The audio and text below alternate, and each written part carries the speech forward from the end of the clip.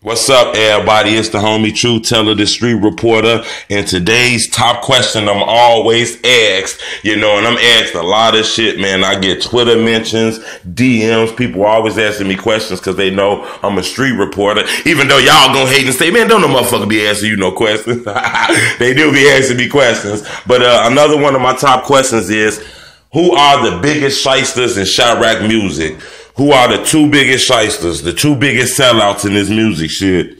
And it's easy for me if you really want me to be honest with it. It depends on how you look at it. Now, do you think shyster and sellout mean you a bitch ass nigga? You won't knock nobody out. You'll let a motherfucker slap you. You scary as hell. If that's the case, I'm not sure. I couldn't tell you that. But as far as selling your homies out, getting a little buzz and leaving, not putting your friends who help you get in this music shit up, those are the critiques that I'm judging. So when they ask me who is the shystiest people in this rap shit, I got to name two artists. So we gonna stick with the rappers, and on another profile, we'll name like other people. But when it comes to the rappers, my top shysty person has to be number two, is going to a rapper from the west side of Chicago by the name of LudFoe. I think he's like the second shystiest rapper in Chicago. You got to understand, this guy blew up off of everybody help. He blew up off of everybody help, then he got to a point where he was doing good and said fuck everybody. Now I'm not sure exactly what's the issue between him and like Lil Chris K-Town and people that helped him and his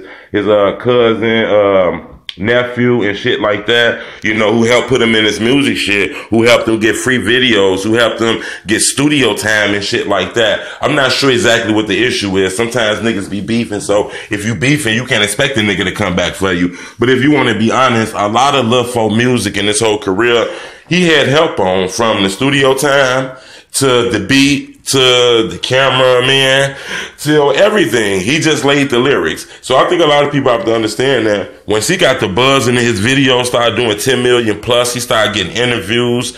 All his videos started doing good on World Star. Lil Durk and them got the reaching out. He did interviews on Vlad TV. Next thing you know, the guy went Hollywood. It's rumors floating around the internet that, somebody tried to link him up with Zach TV. He never did that interview. I actually interviewed the guy a little while ago. I'm one of the first persons to ever get LudFoe an interview, and I recall posting that on Instagram that I was one of the first people to give him an opportunity, and I'm proud of him, and people need to beware of who they don't fuck with, because you never know. A nigga can blow up. I recall LudFoe reaching out to me when the nigga song 187 only had 300 views. I didn't even know who he was. Only reason I did an interview with him is because I seen Sino from Sicko Mob post some of his music up, but I didn't know who he was, so I did an interview with him. Now fast forward to now, I posted up about maybe a couple months ago that I'm proud of you, LudFoe. You came a long way since our last interview.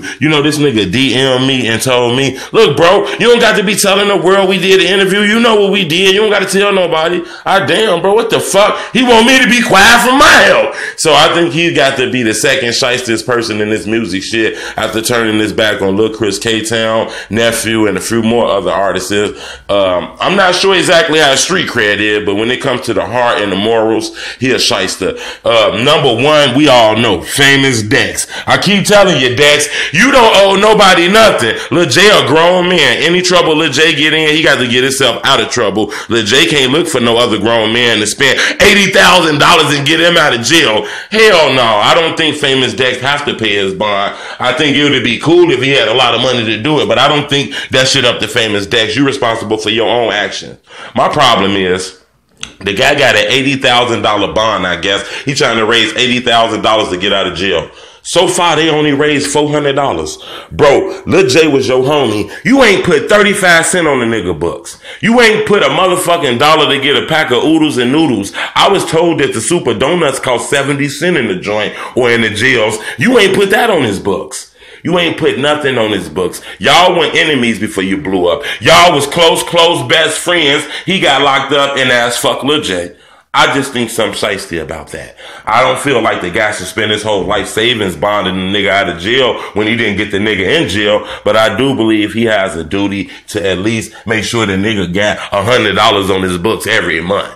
I mean, you're buying AP watches and Rolexes and shit. The least you can do is make sure the guy got $20 on his books every month, you know? So I think he's one of the top shyster niggas out here. Now, do that mean he's a bitch ass nigga and shit like that? I can't verify that. I'm only speaking on shysters. Now, our next profile, we gonna get to cameramen, we gonna get to producers, DJs, everything. I'm finna expose this music business for you because I want a lot of you artists to be aware that it's a lot of fuck shit going on. So y'all be careful and leave me a comment. Let me know, what do you want to know about this music business? Who do you want to know, foo, anything like that? Leave me a comment. I'd love to fill you in. And you gotta subscribe to my channel. It's the homie truth. Bleh!